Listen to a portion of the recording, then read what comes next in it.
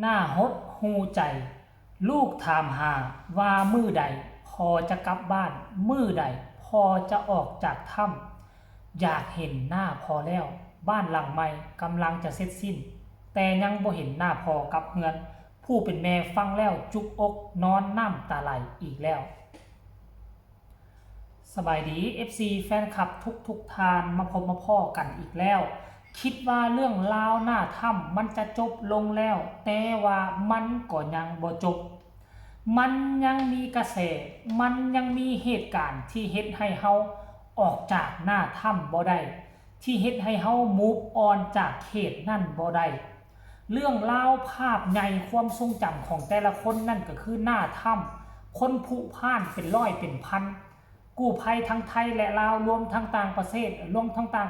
ต่ำกว่า4หน้า5ประเทศกองกันอยู่หั่นข่าวทั้งนอกข่าวทั้งในยูทูบเบอร์เพจต่างๆตีข่าวแต่ละวันการเคลื่อนไหวอัปเดตทุกวินาทีเฮ็ดให้ผู้ชมผู้ฟังกะตื่นเต้นไปตามๆกันบางคนถึงขั้นห้องให้ตาม ห้องให้ตามครอบครัวผู้ที่ติดอยู่ในถ้ำท่านผู้ชมเรื่องราวเหล่านั้นเนาะเวลาผ่านไปเริ่มจางหายเลือนไปจากสายตาของคนเริ่มห่างออกจากมันสมองของผู้ชมของผู้ที่คอยฟังข่าวแต่ว่าถึงยังไงก็ตามมาฮอดมือนี้ท่านผู้ชมเว้ยเนาะมาฮอดมือนี้มันก็มีเรื่องราวนึงที่เฮ็ดให้น้องพร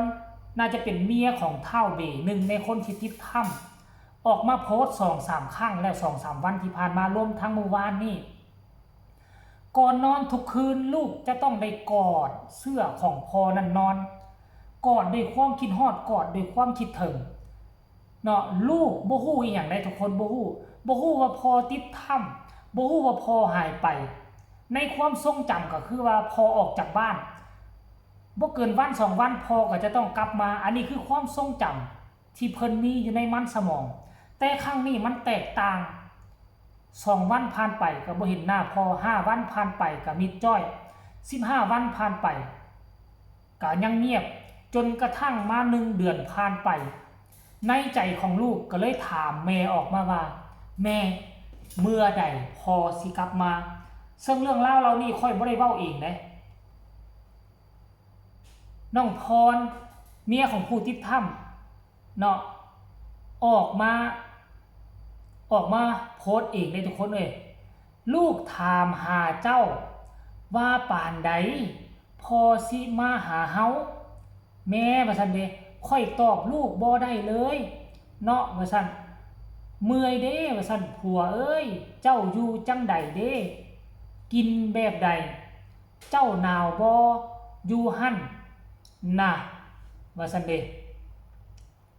ค่อยบ่เห็นเจ้าหลายมื้อแล้วเป็นหยังจึงบ่มาเฮือนป่านนี้อันนี้คือ1วันที่ผ่านมาเองเด้1วันที่ผ่านมาเนาะแล้วก่อนหน้านี้เพิ่นก็โพสต์ตลอดว่าลูกนอนลูกกอดเสื้อพอนอนห้องให้ทุกคนนี่นะอีตนลูกแห้งเด้ว่าซั่นยังบ่ฮู้ว่าพ่อเป็นหยังลูกเอ้ยแม่สิเป็นทั้งพ่อทั้งแม่ให้ลูกทั้งสองเด้อ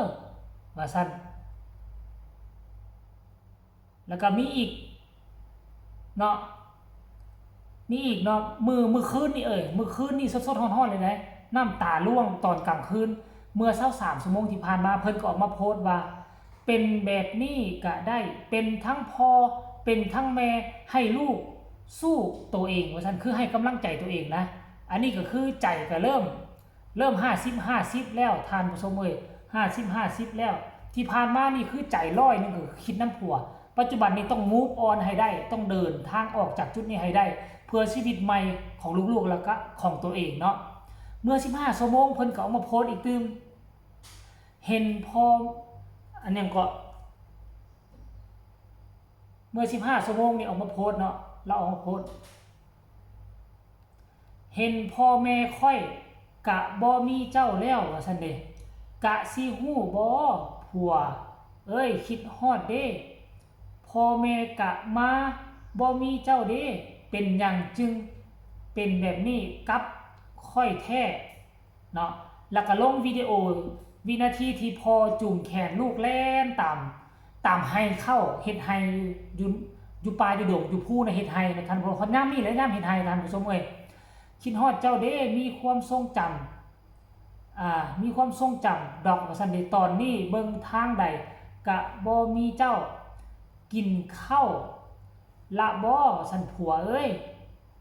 เจ้าอยู่จังใดหนาวบ่อยู่หั่นเป็นแบบใดเด้มีแต่รูปนี่แหละว่าซั่นที่เฮ็ดให้ค่อยเป็นความทรงจำตลอดไปมีทั้งรูปมีทั้งวิดีโอแล้วออกมาโพสต์วิดีโอที่แล่นตามให้เข้านะอยู่บ้านเฮาเนี่ยบ้านนอกคอกนายามนี้คือเฮ็ดไร่ได้ปลูกข้าวเดือน5เดือน6นี่ต้องปลูกข้าวแล้วเดือนหน้านี่ก็ได้กินมักแตงสุกท่านผู้ชมมักแตงคือมักแตงไทยนะมักแตงเหลืองๆของป้อมแป้มน่ะหน่วยซ้ำกระต้อบายก็สิได้กินมักแตงแล้วแสดงว่าก่อนที่จะเข้าถ้ำนี่เขาพากันไปทากทางเฮ็ดไร่ซักเข้าไร่เรียบร้อยแล้วซักเข้าไร่เรียบร้อยเข้าจนตั้งเข้าแล้วเด้เข้าหน้ากำลังได้คืบปลายเข้าไร่นี่ตั้งเข้าแล้วก่อนที่เราจะติดถ้ำเรายังเฮ็ดทุกสิ่งทุกอย่างให้ลูกให้เมียเข้าไร่ก็มีแล้วประมาณเดือน11นี่ก็จะได้เก็บกู้เข้าแล้วฮอดยามนั้นมากก็น้ำตาตกในคือกันแต่ละปีก็มีผัวพาเฮ็ดไร่พาเกี่ยวเข้าไร่พาตีเข้าไร่มาตกใส่ปีนี้ผัวเป็นผู้พาเฮ็ดไร่ฮอดยามเก็บเกี่ยวเข้าสัมผัสว่าบ่เห็นหน้าผัว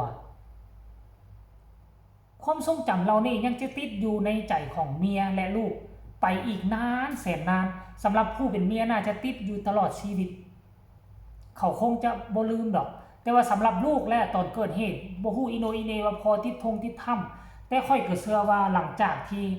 ลูกอายุได้ประมาณ10ถึง15ปีแม่ก็คงจะต้องบอกลูกแล้วล่ะว่าพออยู่ไสพออยู่ม่องใดลูกก็คงจะได้มีโอกาสมากราบเนาะมากราบปากถ้ำซ้ำว่าได้สุสานอันบักใหญ่เลยท่านผู้ชม MC แฟนคลับเนาะเอาสรุปรวมแล้วก็ฝากฝังอีกคลิปนึงก็แล้วกันเกี่ยวกับเรื่องราวของคนติดถ้ำครอบครัวเขาเจ้าเป็นอยู่จังใดโดยเฉพาะผู้เป็นเมียเห็นแล้วก็รู้สึกสะเทือนอกสะเทือนใจแต่ว่าเฮาก็เฮ็ดหยังบ่ได้ช่วยหยังบ่เป็นก็ได้แต่ฝากสื่อสังคมโซเชียลให้กดไลค์กดแชร์ไปหลายๆให้คนอื่นเห็นแล้วก็เข้าไปให้กำลังใจของเพิ่นแน่ผู้ใดมีคำตำหนิติชมคำคิดคำเห็นแนวใดเนาะอยากจะส่งข่าวอยากส่งกำลังแห่งใจไปให้น้องพรน้องปินเมียและครอบครัวของผู้ที่2คนที่ติดถ้ำอยู่เมืองล่องแจ้งนั่นก็ยังสามารถส่งคำคิดคำเห็นส่งกำลังใจให้ข้าเจ้าได้ตลอดเวลาข้าเจ้าบ่มีวันที่จะลืมเรื่องราวเหล่านี้เป็นแท้แน่นอนสำหรับคลิปนี้ก็ลาท่านผู้ชมไปเพียงส่ำนี้ก่อนทุกคนสบายดี